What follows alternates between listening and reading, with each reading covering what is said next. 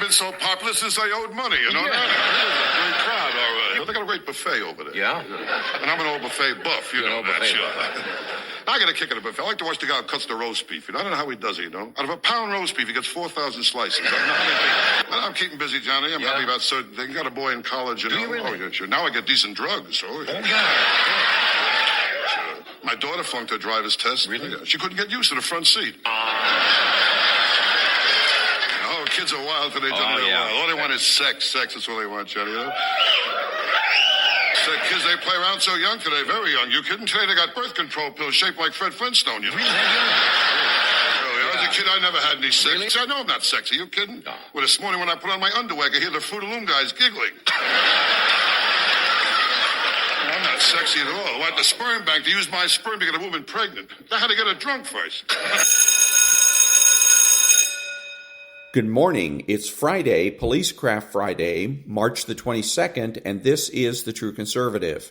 Welcome to all the butchers, bakers, and candlestick makers out there. I'm Ron, your host, and the only true conservative in the United States today. So today, after the Serenity Prayer and the patriotic song of the day, we will have the patriotic shorts, motivation, Bishop Barron, Ayn Rand, the 33 strategies of war, and policecraft. All that and more when I get back.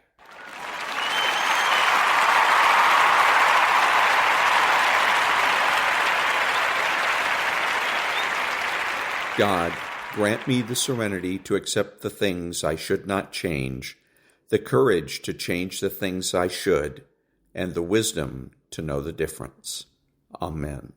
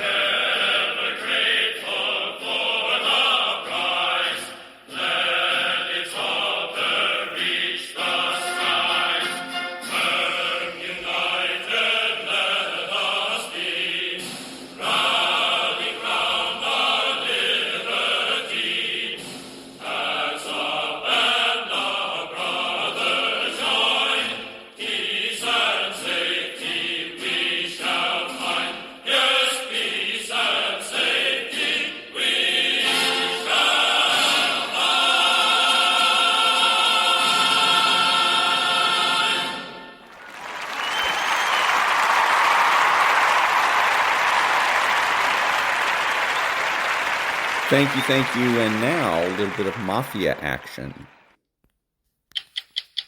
60 Minutes Rewind. During his time, Anthony Casso was the country's most feared gangster. As we first reported back in September, he was once the boss of New York's Lucchese crime family. He ruled by extorting, intimidating, or murdering not only his mob rivals, but legitimate businessmen, law enforcement officials, and anyone else who got in his way. After Casso was arrested in 1993, he cut a deal with the government to testify against the mob in exchange for leniency. The deal fell apart, but not before Casso gave prosecutors a detailed history of how he took control of some of this country's leading industries, and how he personally participated in the murders of 36 people. That's right, 36 people. We met Casso at the Metropolitan Correctional Center in New York City just before he was shipped out to a maximum security prison to serve a life sentence. Not one, but 13 life sentences, plus 455 years. Despite a lifetime of violence and treachery, Casso says nothing beats being a mafia boss. It's better than being a Hollywood star. No matter where you go with your family, they don't know what to do for you, the people. I mean, don't get me wrong. They know you're a gangster. They know what you are. They go all out for you. Like go to restaurants, you don't wait online. They'll get you a table right away. You get the best of foods, the best of wines. So why did these people treat you that way? Because they knew I was with organized crime. They knew I was a Mafia member. And as a Mafia member, Casso was an unusually menacing figure with a reputation for being hot-tempered and sadistic. Take the case of Jimmy Heidel, a rival mobster who was tapped to kill Casso. Heidel botched the job, only wounding him, and then Casso hunted Heidel down. I took him to a place that I had prearranged, somebody's house that I could use. I brought him in there, sat him down. I wanted to know why I was shot, and who told you, and who else was involved, and who told you, who gave you the orders to shoot me. After you were finished with it, you killed it. Right. Was it just one shot to the head? No, I didn't shoot him in the head. I didn't shoot him. I was in somebody's house. You make a mess. I shot him a couple of times. I didn't torture the kid. I didn't do anything like that. I shot him a couple of times. The kid died. Well, what's a couple? More than a couple. It's a couple. I don't know the exact amount. Maybe I shot him 10 times, 12 times. Maybe 15 even. It could have been 15. Why? That's the hatred I had for him. I wanted to beat him with the gun after it was empty. He just tried to kill me. He doesn't deserve anything. That's the law anyway. That was your law.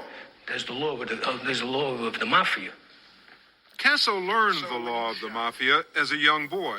He was groomed by his late father, Michael, a mob enforcer in the 1930s and 40s.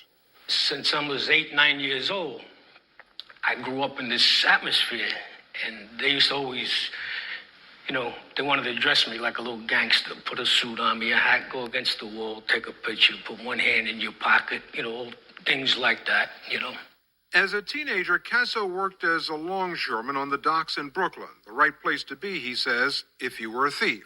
If I needed a few dollars extra that day, I would just take something, put it on a truck, sell it to the truck driver, and that would be it.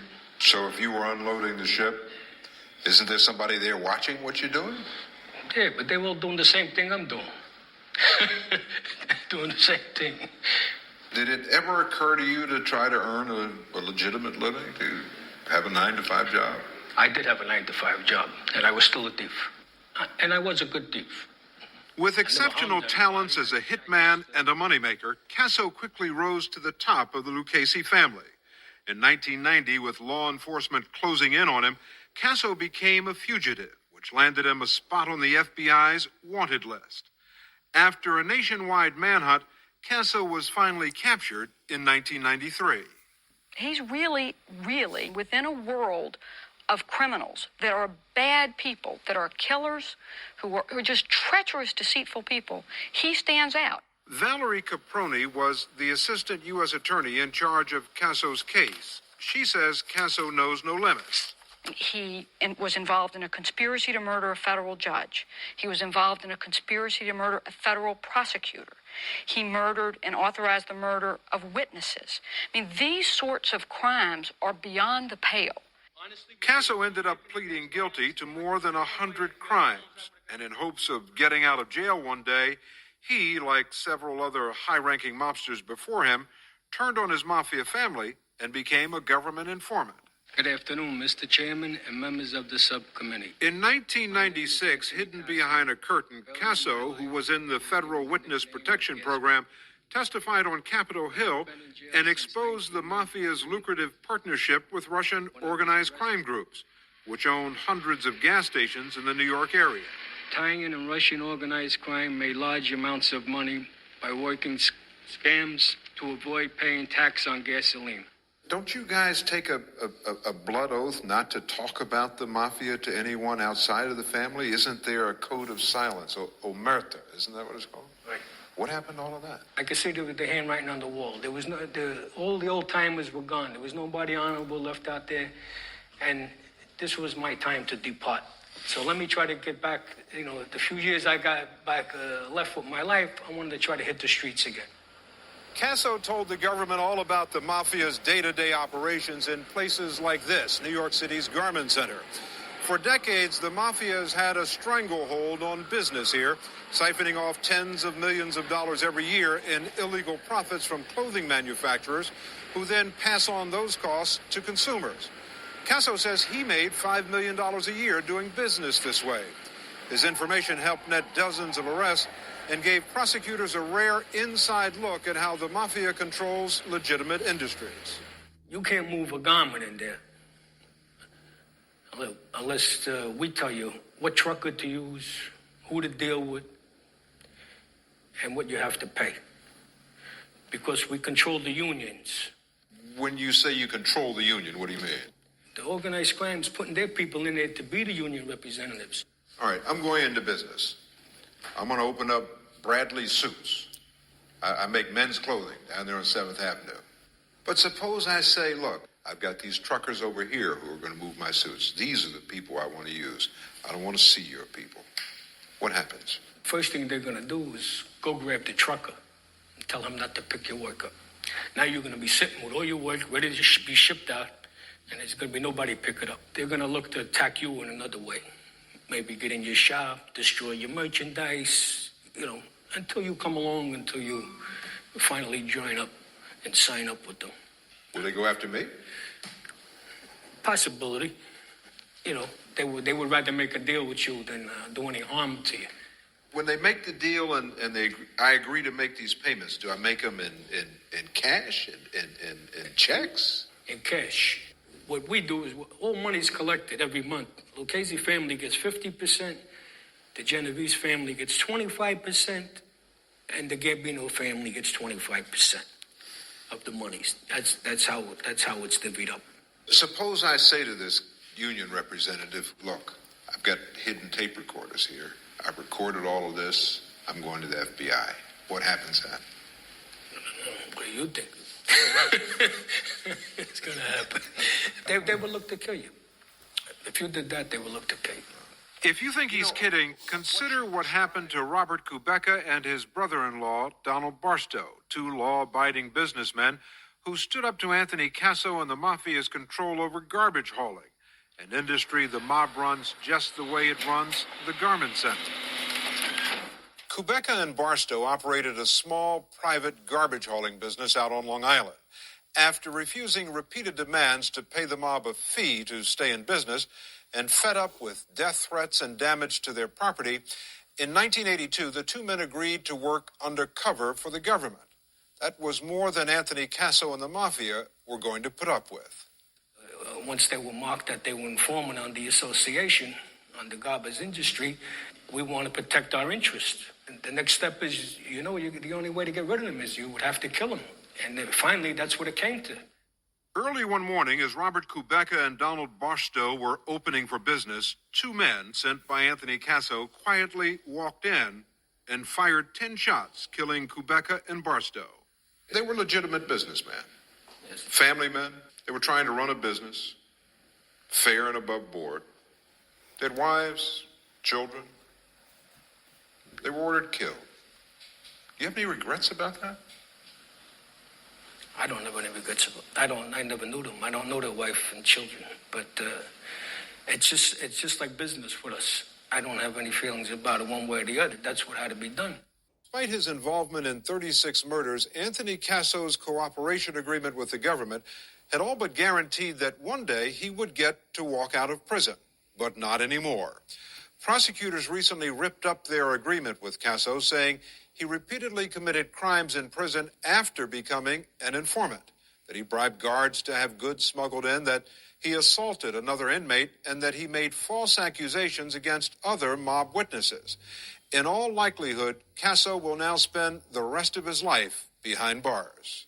If you want to be a gangster, be a gangster. If you want to be a government witness, come and be a government witness. You can't straddle the line, because we are going to pull the plug on the cooperation agreement if we catch you doing that. And with Casso, that's exactly what happened. It was his decision not to come on board 100%, not ours. Casso says he was double-crossed, that the government used him for his information and then broke its agreement over what he insists were minor infractions. Casso now says he regrets his decision to become an informant, a decision he says he made over the strong objections of his immediate family, which feared the mob would retaliate against them. I got an older brother. He was over there crying like a baby, and how could you do it? And what about us? Look what you're doing to us. You're ruining our lives, you know. And then my daughter got on the phone.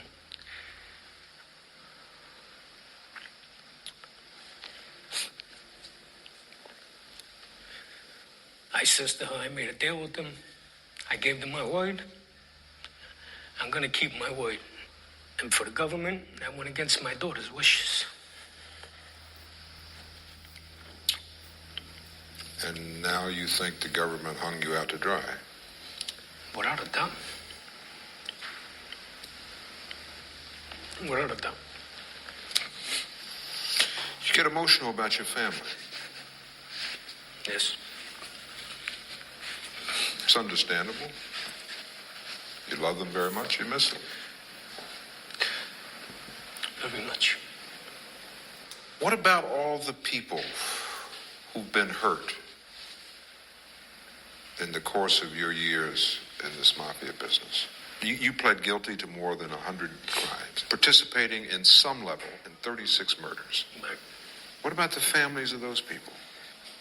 Look, I didn't know them, so I really, personal feelings. I gotta be honest. I didn't know them. You don't have any trouble sleeping at night? You don't have a bad conscience about all of this? Over the victims' families? No, I don't. And if somebody says bribery, extortion, participation in murder, actually killing somebody, he deserves to be in prison. He doesn't deserve a deal. What do you say? I say they're right, 100%. If I had to go to jail for my crimes, I should never come out of jail. I don't deserve any sympathy for anybody or anything. But I deserve the deal I made. They should honor the deal I made. Citing the government's decision to tear up his cooperation agreement, Anthony Casso is appealing his multiple life sentences. For now, he sits in solitary confinement 23 hours a day. And that was a little bit of Mafia action. Back in a minute.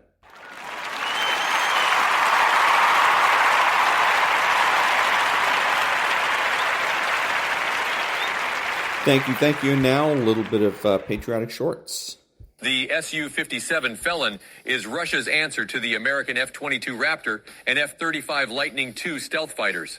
But unlike its sleek and silent cousins, the Su-57 has a unique and unsettling characteristic, a chilling, high-pitched howl that's turning heads and raising questions.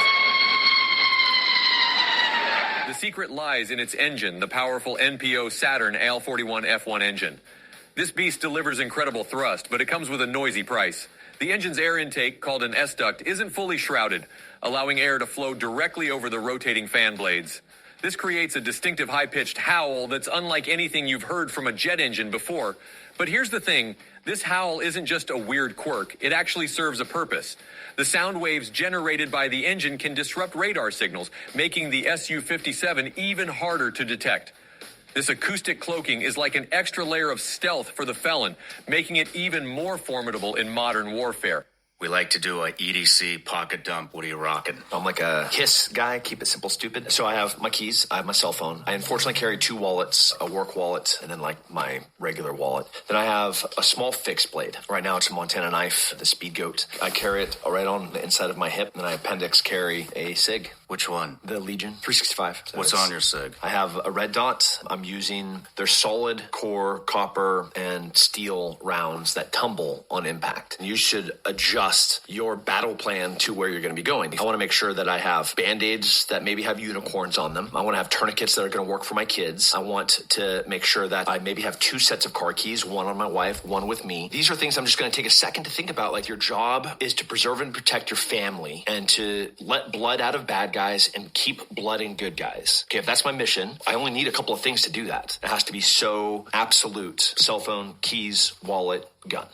What happens if 2 Russian planes fly dangerously close to a U.S. aircraft carrier? Let me explain. The USS Ronald Reagan was on a training mission over the Pacific Ocean. The carrier and a few other ships were part of an exercise with South Korea. However, things quickly took a turn when the crew realized 2 Russian Tu-142 Bear aircraft were approaching the ships. This aircraft was deadly and had the capability to fire multiple types of anti-ship missiles. One of the ships tasked with escorting the Reagan tried to make contact with the planes over radio. This was a guided missile cruiser, the USS Chancellorsville. But the Russians didn't listen or respond, and now they had gotten even closer. The planes were flying at 500 feet and less than 1 nautical mile from the ships. There was still no contact between the crew and the pilots. In response, 4 fully armed FA-18 fighter planes were sent out by the U.S. Navy to intercept the 2 aircraft. The jets escorted the Russian planes flying near the Navy ships away from the area. A Navy commander said that the interaction was safe. And that was the Patriotic Shorts. Back in a minute.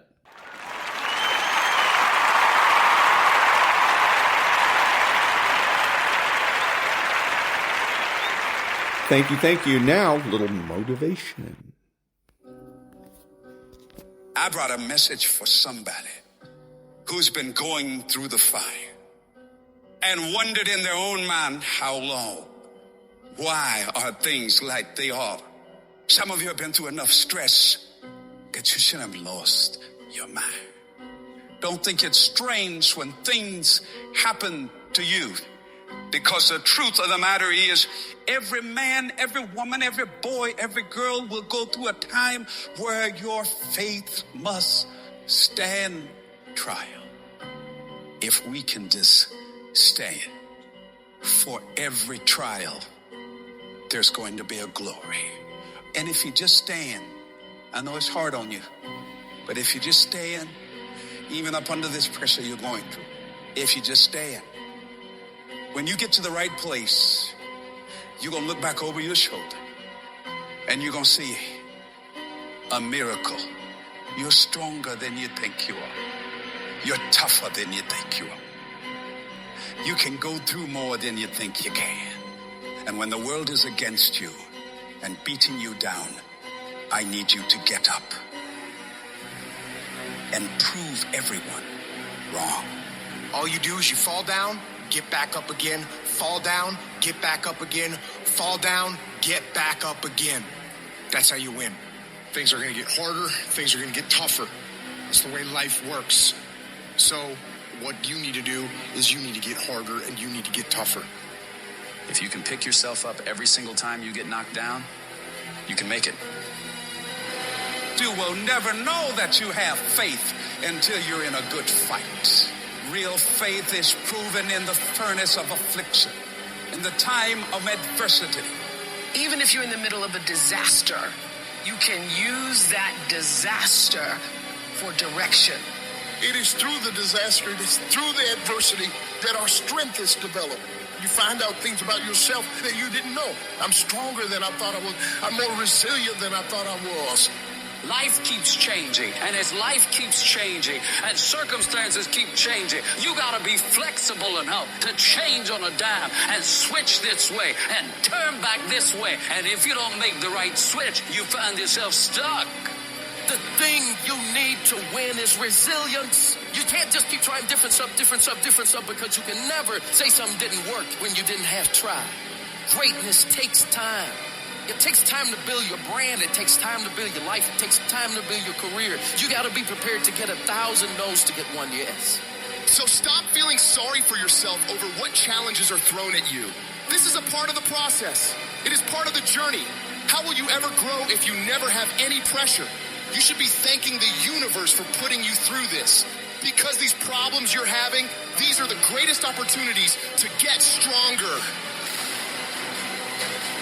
When you're committed, when you're invested, when you're all in, you can't throw in the towel. You can't just walk away.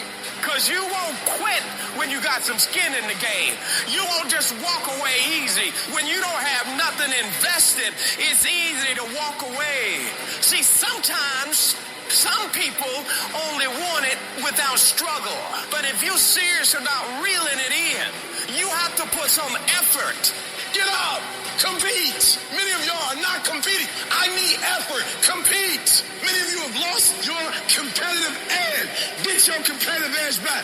I don't know how. I don't know when. But I do know that before it's over, I'm coming out of this. There may have to be a sequel. This can't be the end of the movie. I have got to come out of this. This may be a commercial break, but it's not over. Expect me to come back. Expect me to come back. I don't know how, I don't know when, I don't know where, I don't know what I'll have to go through, but expect me to come back. I might look bad today, but expect me to come back. I may be crying right now, but expect me to come back. I may be broke, busted, and disgusted, but expect me to come back. I need you to keep fighting. Never stop, never quit. Never allow anybody to talk you out of your vision, your dreams, or your big ideas.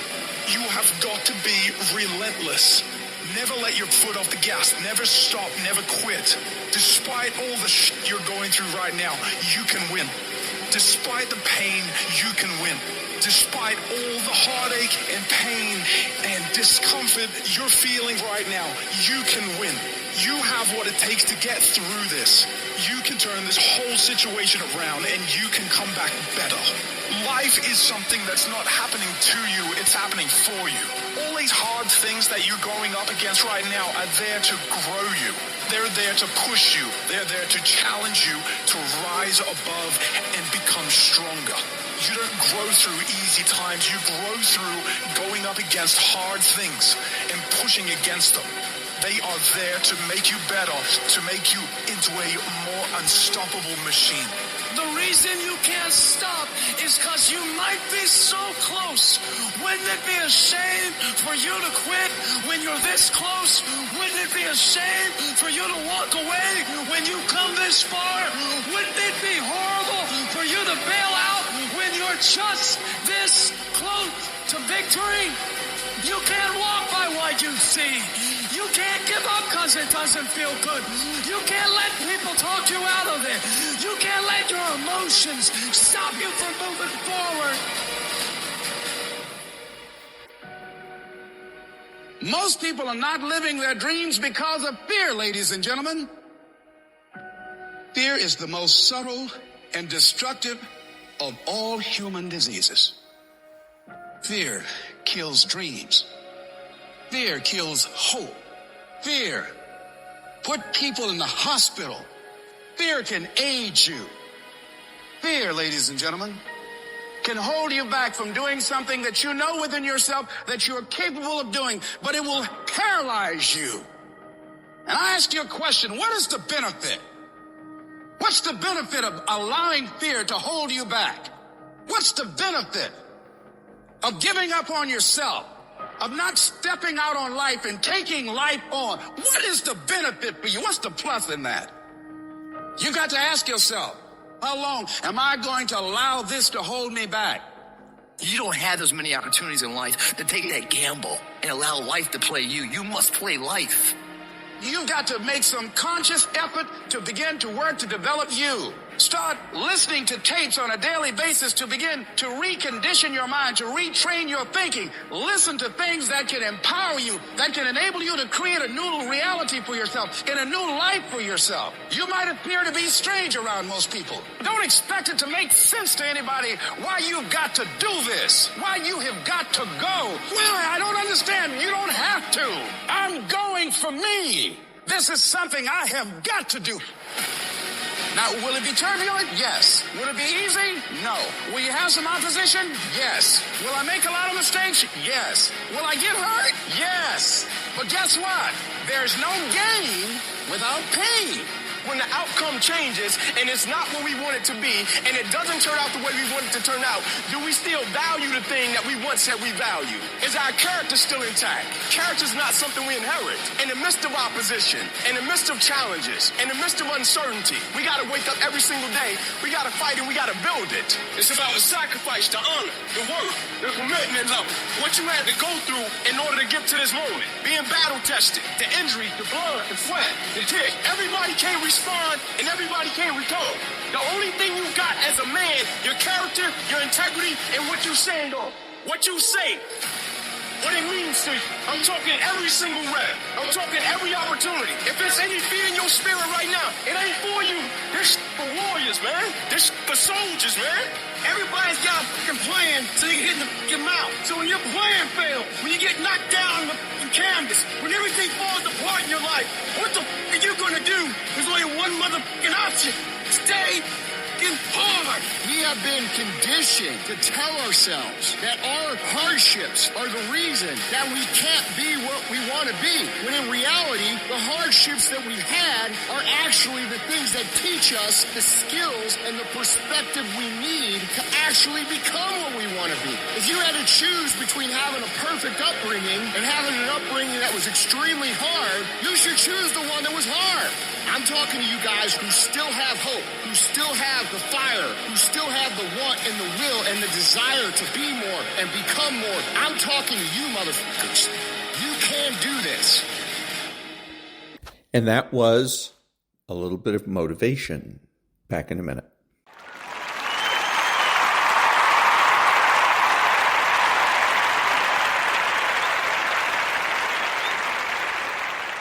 Thank you. Now, the Daily Law for March 22nd. March 22nd. On meditation. All of humanity's problems stem from man's inability to sit quietly in a room alone. Blaise Pascal. Often, writers begin with an exciting idea, which is reflected in the energy of the first chapters. Then they get somewhat lost in the material. The organization of the book falls apart. They start to repeat the same ideas.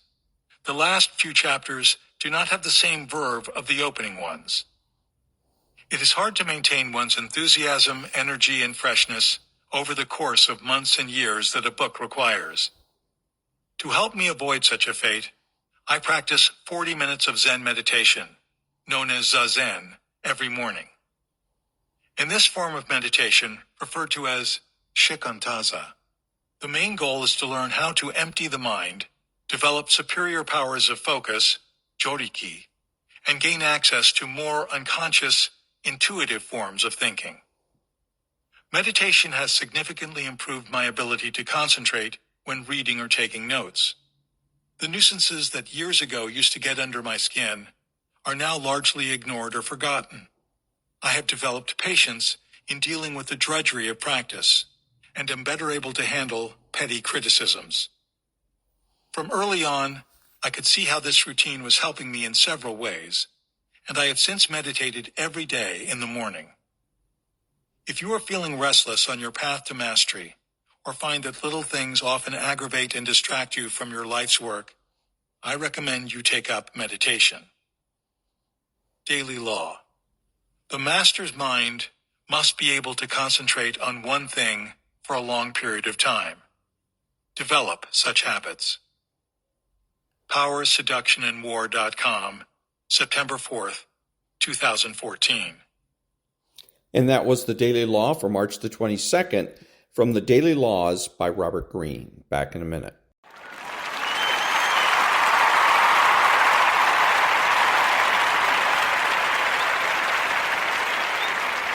Thank you. And now Bishop Robert Barron.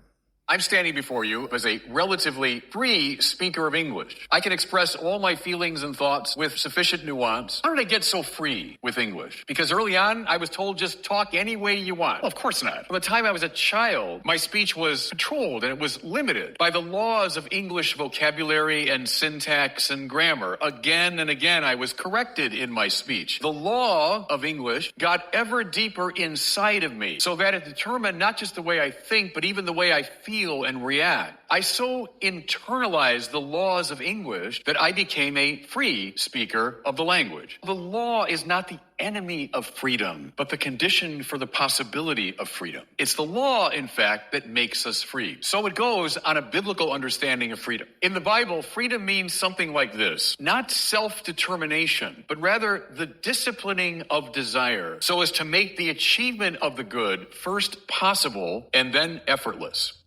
And that was Bishop Robert Barron. Back in a minute.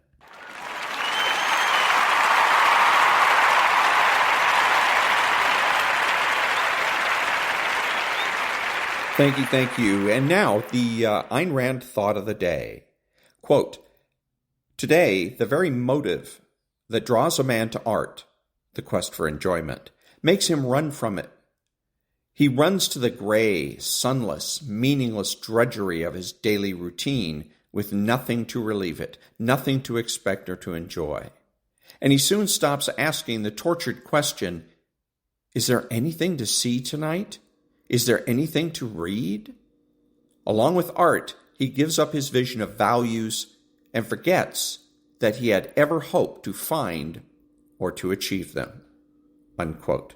The Ayn Rand thought of the day. Back in a minute.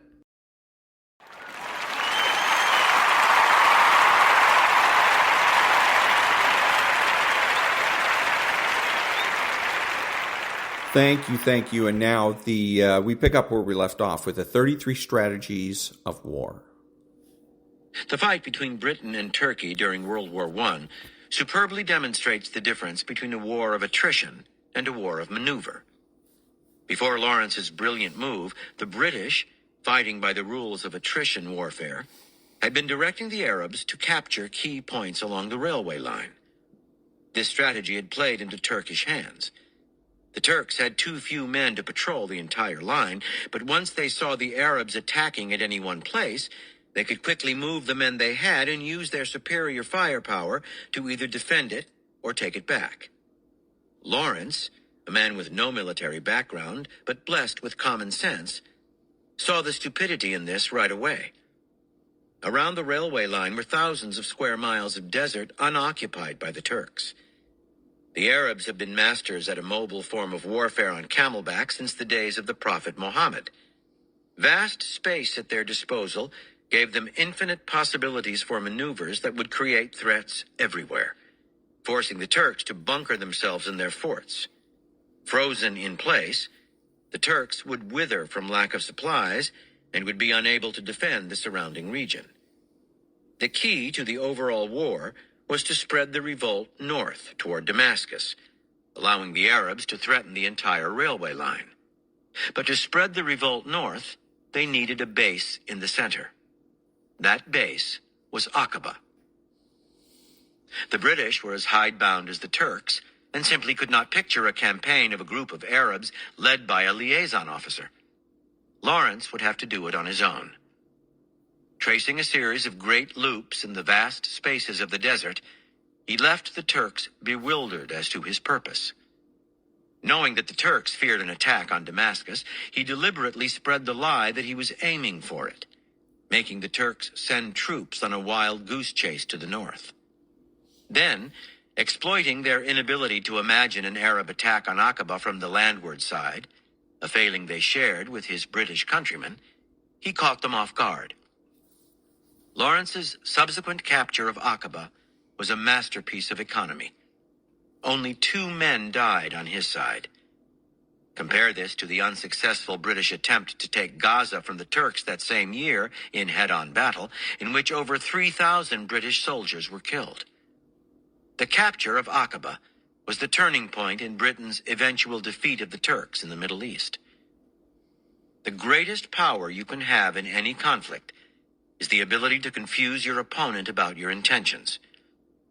Confused opponents do not know how or where to defend themselves. Hit them with a surprise attack, and they are pushed off balance and fall. To accomplish this, you must maneuver with just one purpose: to keep them guessing. You get them to chase you in circles. You say the opposite of what you mean to do. You threaten one area while shooting for another. You create maximum disorder. But to pull this off, you need room to maneuver. If you crowd yourself with alliances that force your hand, if you take positions that box you into corners, if you commit yourself to defending one fixed position, you lose the power of maneuver. You become predictable. You are like the British and the Turks, moving in straight lines in defined areas, ignoring the vast desert around you. People who fight this way deserve the bloody battles they face. 4. Early in 1937, Harry Cohn, longtime chief of Columbia Pictures, faced a crisis. His most successful director, Frank Capra, had just left the studio and profits were down.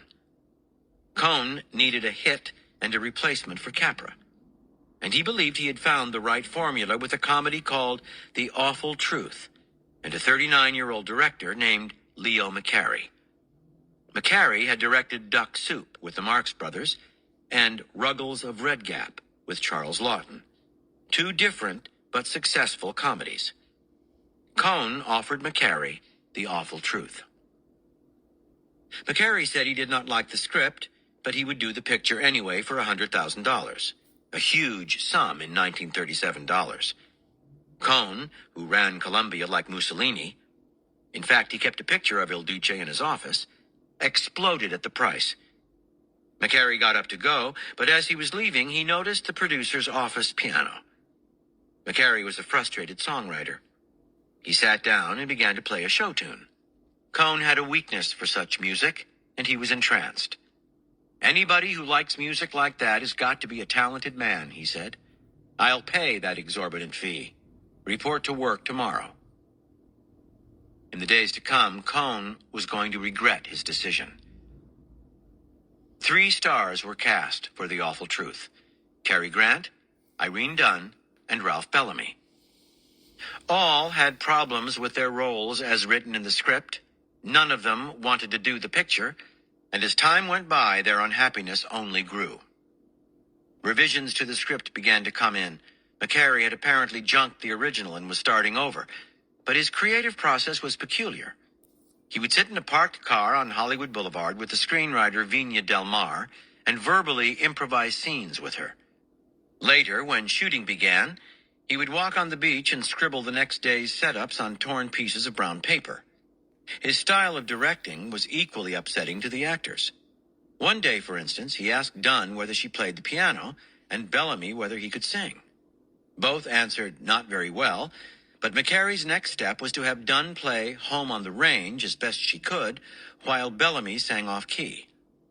The actors did not enjoy this rather humiliating exercise, but McCarey was delighted and filmed the entire song. None of this was in the script, but all of it ended up in the film. Sometimes the actors would wait on set while McCarey would mess around on the piano, then suddenly come up with an idea for what to shoot that day. One morning, Cohn visited the set and witnessed this odd process. "I hired you to make a great comedy so I could show up Frank Capra. The only one who's going to laugh at this picture is Capra," he exclaimed. Cohn was disgusted and basically wrote the whole thing off. His irritation grew daily, but he was contractually bound to pay Dunne $40,000 for the film, whether it was shot or not. He could not fire McCarey at this point without creating greater problems, nor could he have him go back to the original script, since McCarey had already begun shooting and only he seemed to know where the film was going. Yet, as the days went on, the actors began to see some method in McCarey's madness. He would shoot them in long takes, in which much of their work was only loosely guided. The scenes had spontaneity and liveliness. Casual as he seemed, he knew what he wanted and would reshoot the simplest shot if the look on the actors' faces was not loving enough. His shoot days were short and to the point. One day, after many days' absence, Cohn showed up on set to find McCarey serving drinks to the cast. Cohn was about to explode when the director told him they were drinking to celebrate. They had just finished shooting. Cohn was shocked and delighted. McCarey had finished ahead of schedule and $200,000 under budget. Then, to his surprise as well, the picture came together in the editing room like a strange puzzle. It was good, very good. Test audiences roared with laughter. Premiering in 1937, The Awful Truth was a complete success and won McCarey the Best Director Oscar. Cohn had found his new Frank Capra. Unfortunately, McCarey had seen his boss's dictatorial tendencies all too clearly, and though Cohn made lucrative offers, McCarey never worked for Columbia again. And that was another part of Chapter 20, Maneuver Them into Weakness, from the 33 Strategies of War. Back in a minute.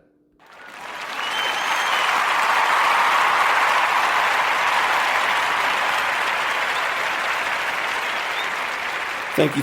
If you're a Democrat, you need to vote Republican and become a Republican, because President Biden is not only the face of the country, the leader of the country, but he is the titular head of the Democrat Party. And what he does reflects on the Democrat Party and everybody in it. So right now, the Democrat Party is a party that wanders around not knowing where it's going, what it's doing, or what it's saying. It is brain-addled. And you, as a voter, deserve better. That's why you need to vote Republican. Back in a minute.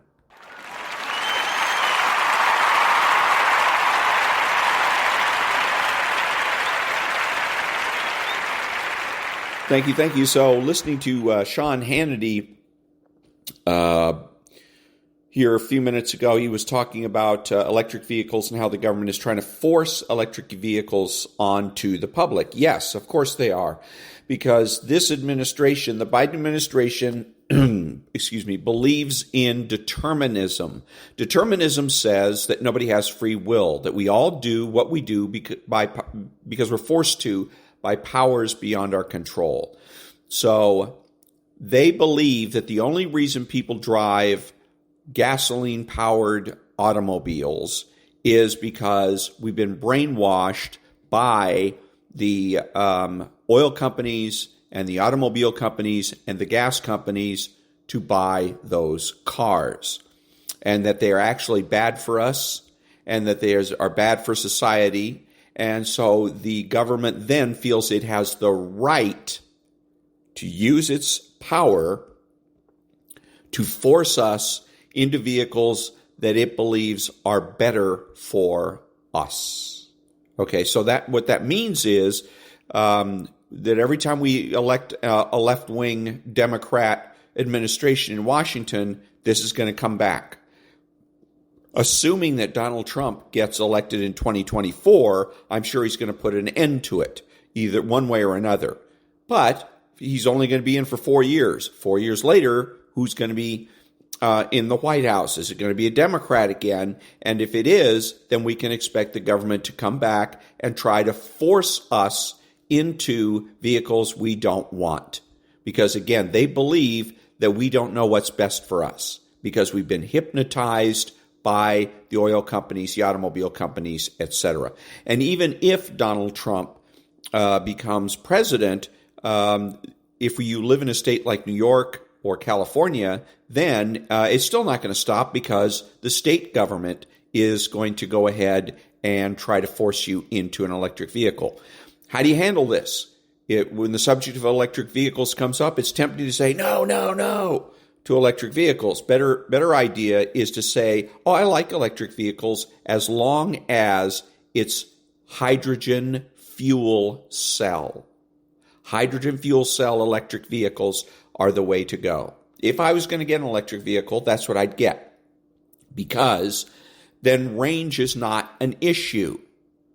Okay, I live in a state in which there's not a lot of, I don't have to worry about, and in a section of the state where I don't have to worry about snow and extremely cold temperatures, because that's another issue for electric vehicles that gas vehicles don't have. The electric vehicles don't perform well when it's very, very cold, or for that matter, when it's very, very hot. But I live in a temperate climate place, so it's not that big a deal. But as far as range is concerned, because that's the biggest deal now for plug-in electrics is range. But with a fuel cell, you're going to put hydrogen into the car. The hydrogen then will have the oxygen and the hydrogen separated, and it will create, put it through a machine that separates those, creates electricity, and the byproduct is water. So then all you have to do is just simply convert the gas stations over to hydrogen stations, and you're all set. So if I'm driving along and I look and I'm low on electricity, I pull into a gas station, pump some hydrogen into the car, and I'm on my way again. So That's a better way, by the way, is to say, well, I like hydrogen fuel cell because you're putting yourself in a position where you become the issue.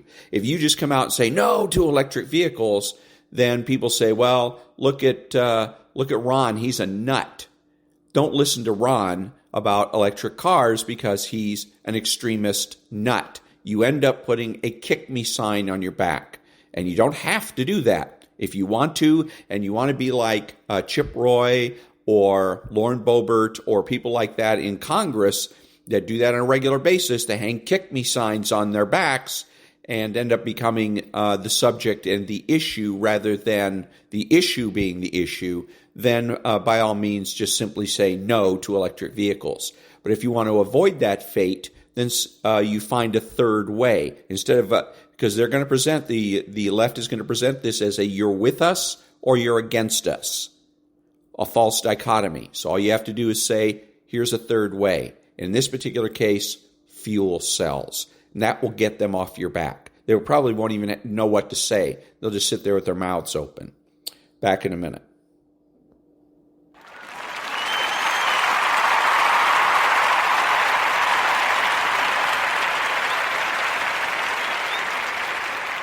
Thank you. And now we will pick up where we left off with Chapter 13, Police Culture, from the book Policecraft. But perhaps what's really going on here is a wariness of specialization. In a large police department, if you show yourself to be only okay at your various job tasks, people will leave you alone. Show a talent or affinity for something, say electronics, and you will quickly find yourself in charge of the computer forensics division with enough regular work for 8 people, but a staff of 2. But on the other end of the spectrum are the officers who take on-the-job dedication to extreme levels. They have 3 different radios playing in the car so they can listen to all district channels, neighboring agencies, the highway patrol, and probably Fish and Game in case there's a report of a salmon poacher. They are eminently plugged in, maybe too plugged in. Be advised, you'll hear such an officer say when a suspect description is broadcast on the radio. That man stole a Ford Yukon in the spring of 2003. Okay, that was 13 years ago, and this current incident has nothing to do with the vehicle. But thanks, I guess. I take no pleasure in saying this, but some cops are thieves. Not many, I don't think, but more than any of us would like. There are locks on officer lockers in police stations for a reason. My tactical boots have been on top of my locker, unsecured and unattended for years, but coworkers will tell you the occasional tale of their own boots being snatched right out of their duffel bag. You take an expensive flashlight and drop it at lineup, and, the joke goes, it will never hit the floor. Leave a nice pair of sunglasses in the side pocket of a police car overnight, and maybe you'll see those glasses again, and maybe you won't. Cops write their initials or badge number on their equipment with a permanent marker or an engraver, but it still doesn't always ward off the larcenists. Maybe part of this pilfering is cops punishing cops for making themselves easy victims, as in, you should have been smarter, dum-dum. But that's just a wild guess. The bottom line is, I don't understand it, and I never will. I've never stolen anything, not even candy from a store when I was a kid. It never occurred to me. Why would I take that? It's not mine. An officer at a station where I once worked stole all the hot dogs designated for an all-shift summer cookout and tossed them over an adjoining fence to later retrieve for himself. He was caught in the act, and one cop spoke for the entire cosmos when he demanded, "What the fuck, Al?" So if any of you thieving cops are hearing this, the rest of the police force has a message for you. Resign already. Resign because you suck and you make us all look bad, and we have enough of that going around as is. Part of police culture is having a job where you must watch the unwatchable. Internet crimes against children, ICAC units, do this on a daily basis. When working a child pornography case, investigators also have to figure out whether the illegal file was downloaded or showed up accidentally. They need to know how long the file has been there and, if it's a video, how long the suspect watched it for. And in order to build a criminal prosecution, they need to reasonably conclude that the persons featured in the video are actually underage, which is done by an atomic analysis. The whole process can take months because it often leads to other suspects. Fish in a barrel. Anyone in ICAC will tell you of their efforts. And suspects don't just crave the child pornography as an end in itself. They revel in the very idea of doing something so taboo that if they are found out, they'll be ruined. That kind of danger is, for some, the ultimate aphrodisiac. ICAC investigators take on a burden that many others in law enforcement, including myself, are incapable of bearing. I claim no special religious insight, but I know that everyone with ICAC will be on the express train to heaven, and when they get there, they will be provided with the downy pillow of their choosing. Some departments have a written or unwritten rule that you can be in ICAC for a maximum of only 2 years, for sanity's sake. The work leaves scars. There are other hard-driving units, from homicide to domestic violence, that can lead to early burnout. Just the ingrained weariness of pushing a radio car for decades can make one ponder what work life would be without all the blood and screaming. When you've done your time in the muck, sometimes you want to switch gears. You're tired of having to strip off your uniform in the garage to keep the gore, smashed roaches, and rat turds out of your home. You want to step off the line and try something else.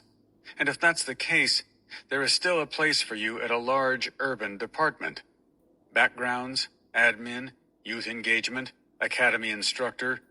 You are still contributing to the department's mission, but you are doing so far from the madding crowd. I was reminded of this once when I saw a property clerk salute a lieutenant.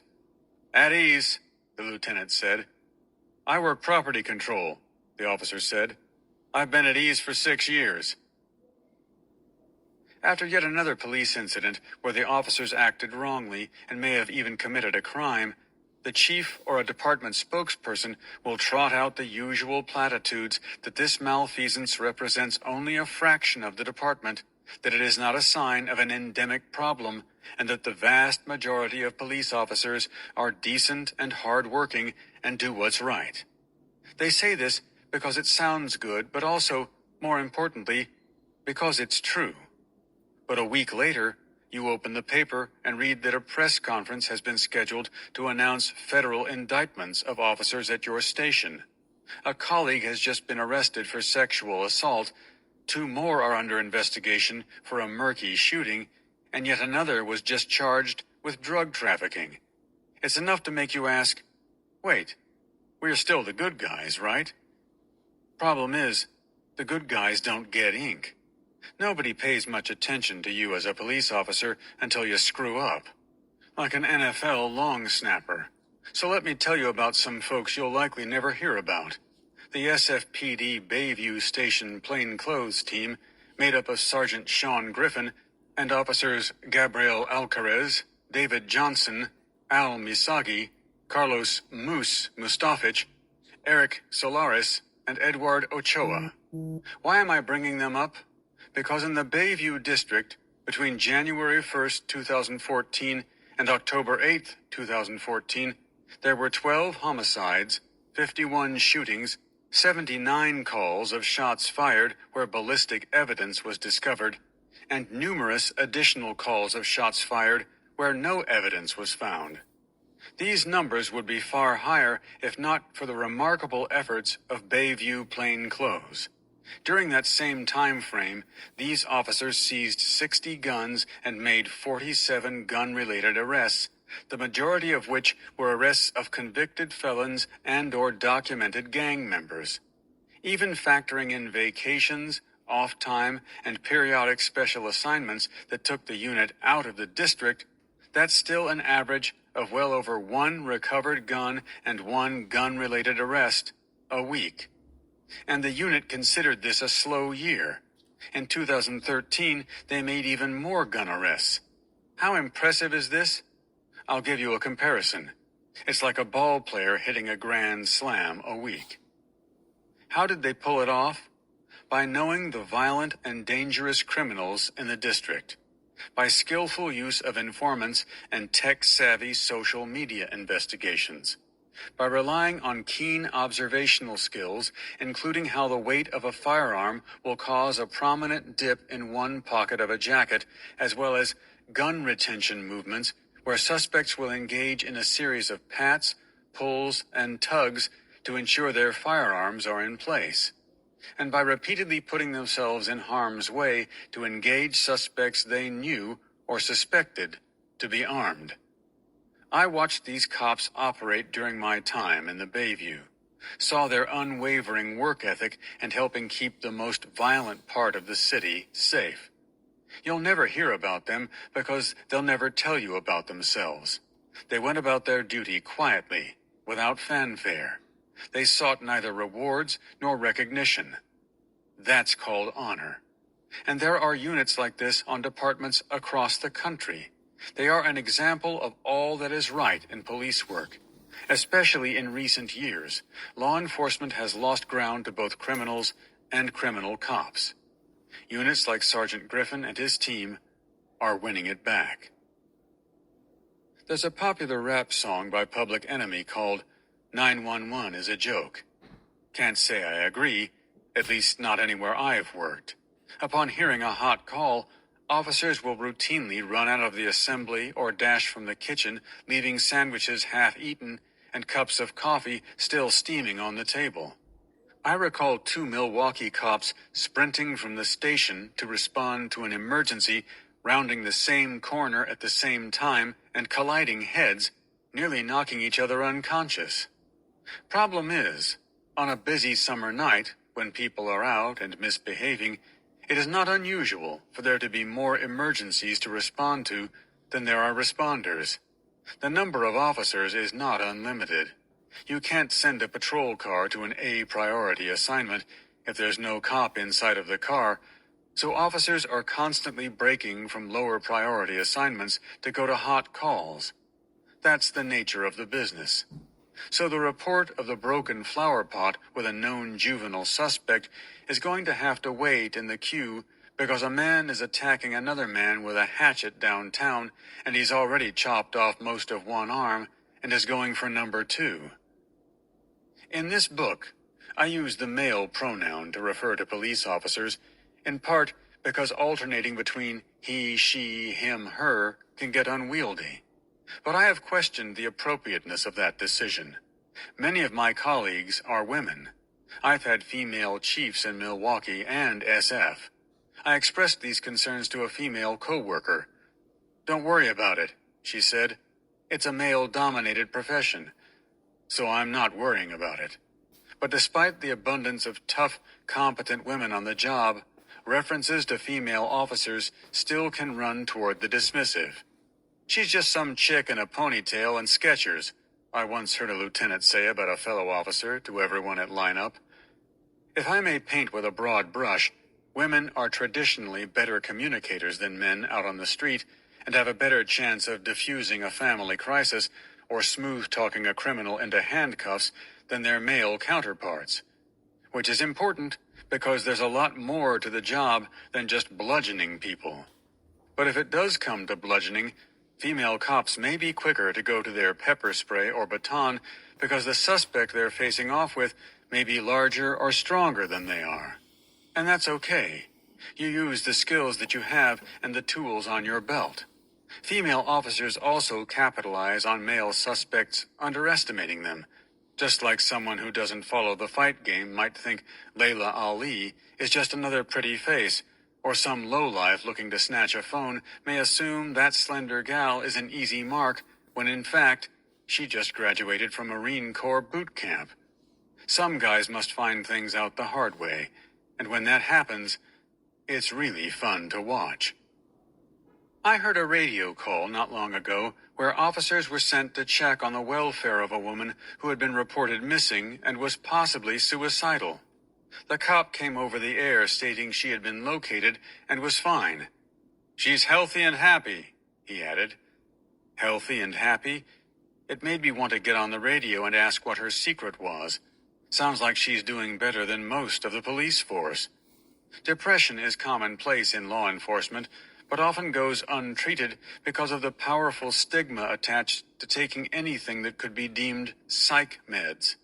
You'll know about the cop on your shift who has stopped wearing his ballistic vest because he just doesn't care anymore, or the one who regularly lets anger make decisions for him and seems right on the verge of coming loose.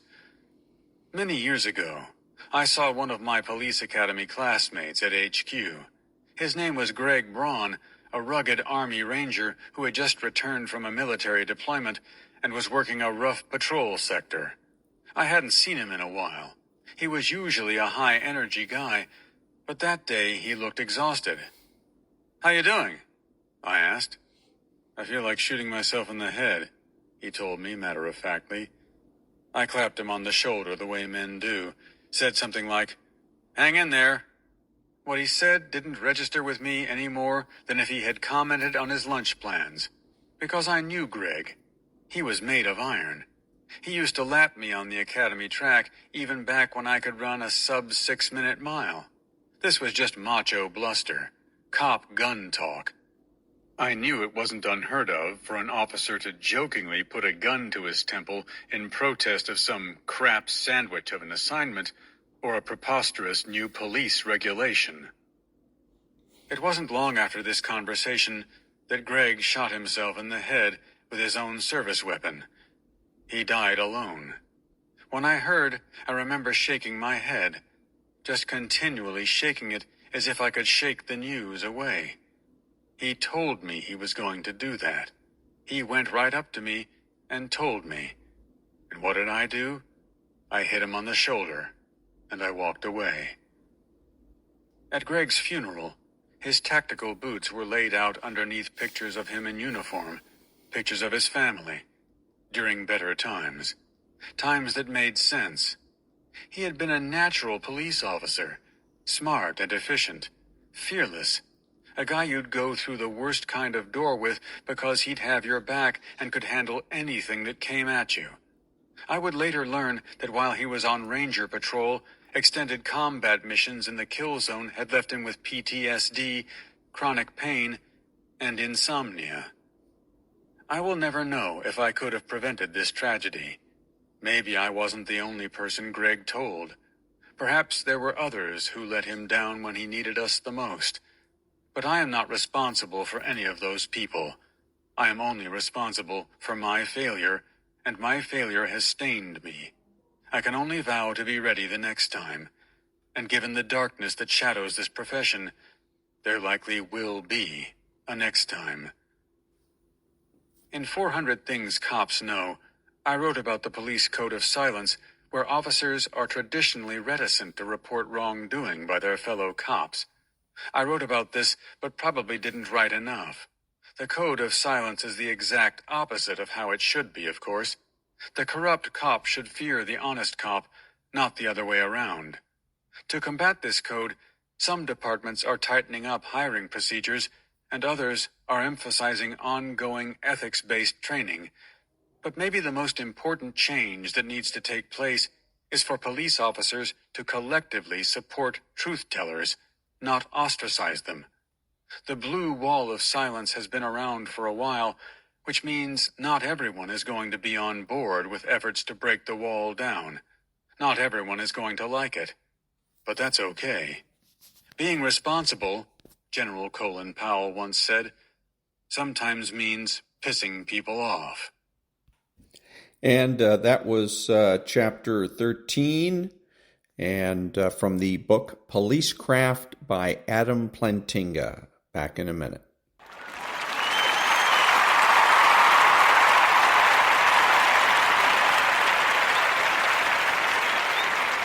Thank you. This is Ron, your host, the only true conservative in the United States today, bidding adios to all the butchers, bakers, and candlestick makers out there and reminding you that you are not neutral and that the government has no rights.